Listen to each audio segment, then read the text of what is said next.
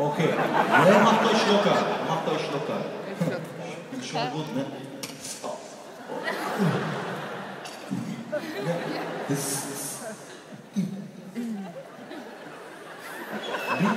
Wie gesagt, ich kaufe wirklich nur Luxusartikel. Bin ich so der Wursttheke, ne?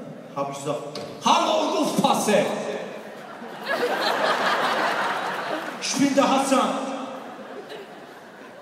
Ich hätte gerne Fleischwurst vom Hugo Boss.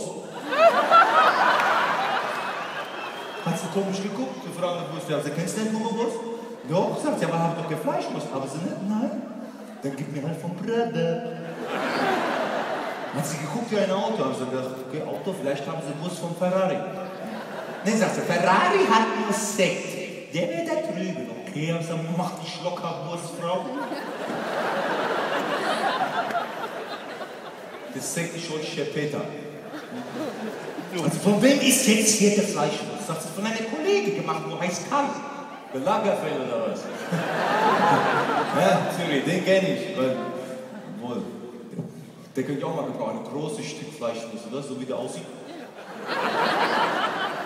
Aber den mag ich nicht, von dem will ich nichts. Und dann ist sie ungeduldig geworden, die Wurstfrau. Das mag ich auch nicht bei Frauen. Frauen sind immer so ungeduldig, oder? Ja. Und alles habe ganz schnell und sofort.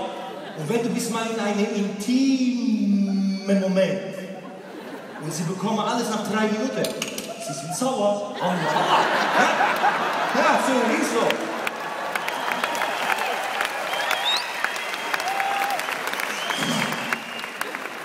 Also pass auf, Wurstfrau, wenn du das nicht hast, und das nicht hast, und das nicht hast, dann machen wir Compassis,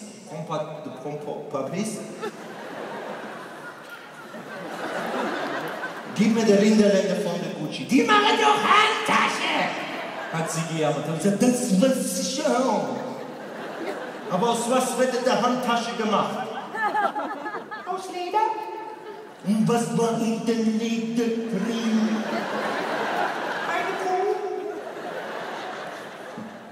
Und was haben die gemacht mit der Kuh? Und dann ist sie ganz komisch geworden, der Wurstfrau, hat so heimlich gedrückt, einen Knopf unter der Theke.